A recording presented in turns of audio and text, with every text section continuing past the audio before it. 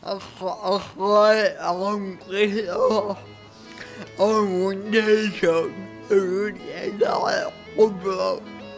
In Kristo's technology and education.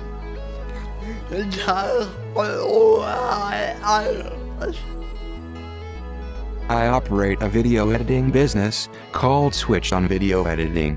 I edit video on my Mac using the single switch that I tap with my head.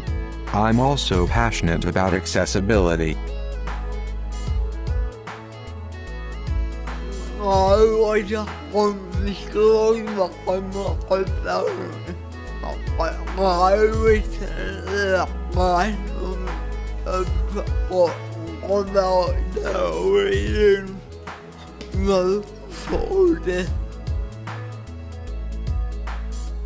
When Christopher was quite young, we attempted to get him into a special school, and the principal of that school advised us not to do so because Christopher was too smart to be in that school. So in the end, because of those factors, we decided that he'd be better off being schooled at home. We were able to school him through a distance education program, and that was quite a successful venture. Big bone, yeah. What do you think that bone would be? Well, we simply didn't think Christopher would get a fair go in a standard classroom because he had the intelligence to learn, but didn't have the ability to communicate or to write and to handle books or do any of the things that normally would have been expected of him. So we figured it would be best, at least to start off, if we got a curriculum from the school and began the homeschooling process. Christopher did go to a classroom one day a week periodically just to mix with other students, but that wasn't primarily for his education. He gained a far more comprehensive education, I think, than he would have in a classroom. I cannot use my hands, so right from the start, I needed someone to handle books and materials and write for me. Hardly any materials were in digital form, and those that were, I couldn't access, because they were on the classroom computer, which was not set up for accessibility. I use Switch Control on my Mac, iPad and iPhone to run my business, study, edit video, control my environment, and communicate with people all around the world.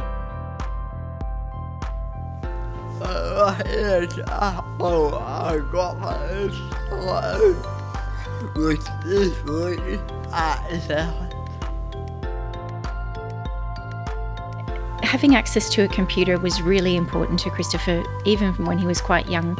Because of his difficulty in communicating verbally, we needed to give him a platform that he could use to communicate in other ways, and computers seemed like the natural option for him. He had a great interest in that from a very young age and picked up the technology very quickly.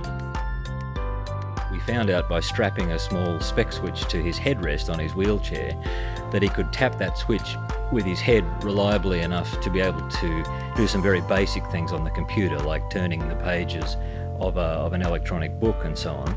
And he just went from there, and because that was something that he was interested in and because he was smart enough to be able to learn, he became very proficient at the use of a switch very early on.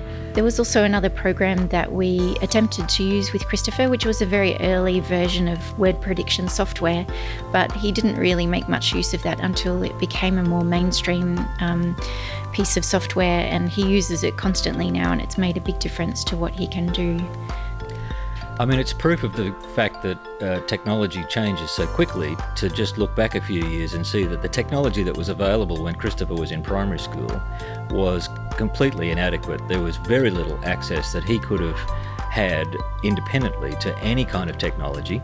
Things have changed dramatically in the last few years, and perhaps if Christopher was beginning school now, it may be a different story. Switch Control on Apple devices can support Bluetooth switches. I use devices called the Tekla Shields, one for my Mac and the other for my iPhone. There are a number of ways Switch Control can be set to meet different needs. Here are a few examples on iOS. The basic technique is to use a switch to select an item or location on the screen, and then use the same or a different switch to choose an action to perform on that item or location. 3 basic methods are item scanning, point scanning,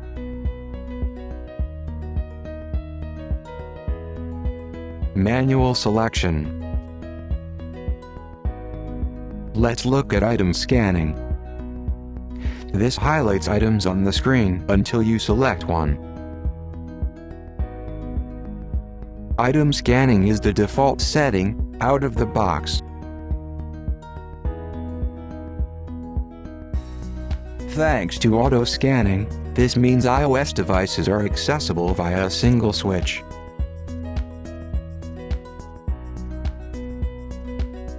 I use Mac OS X with a single switch, thanks to auto scanning, to do most of my communication and work. I have been able to customize my own panels using the built-in panel editor. I have redesigned the keyboard layout by arranging the keys so that the most commonly used keys are scanned first. I have built panels with keyboard shortcuts and mouse controls, such as the gliding cursor, for applications such as Final Cut Pro 10. I have been able to do all of this independently because I have complete control of my Mac. Switch control has also enabled me to access the Microsoft Office suite and even Windows via a virtual machine. I remember one day doing a class activity that was computer-based. Everyone enjoyed these kinds of activities. I vividly remember, all I could do was sit back and watch while a friend of mine completed the activity. This made me feel excluded and powerless. These days, there are many pieces of technology that allow teachers to include and empower just about everyone.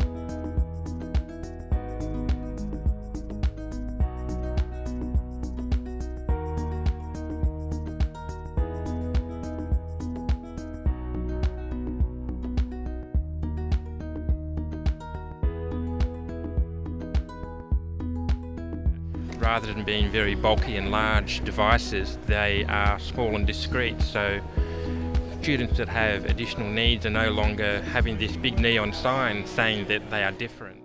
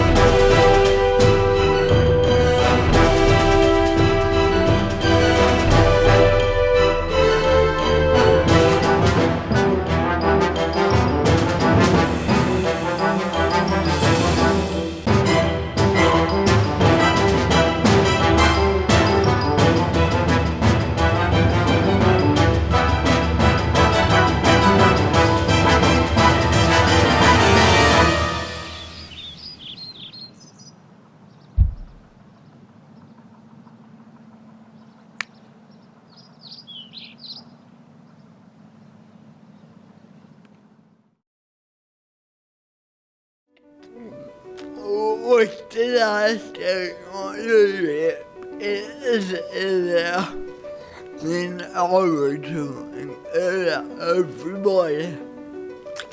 All we have to do is use it. Well, I think with any piece of technology, the ability to be able to personalise. I don't know how many times I go to a group where they have Apple devices and they've taken them out of the box and just using them as default. Being able to do things like change the voice to suit you, being able to change the size of the font, being able to change the speed of the voice on that device in order to personalise it for you, and being able to look at the screen from totally different perspectives, whether it might be inverting those colours or otherwise. So for me, it's around personalisation, and that being absolutely key, and having control over the device rather than just being a consumer of that device.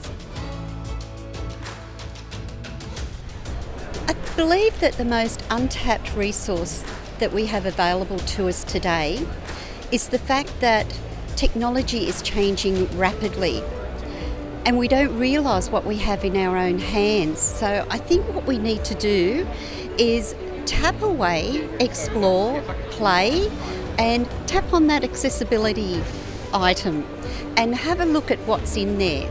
Whether you have a disability or not, you will find something in there that you did not know existed.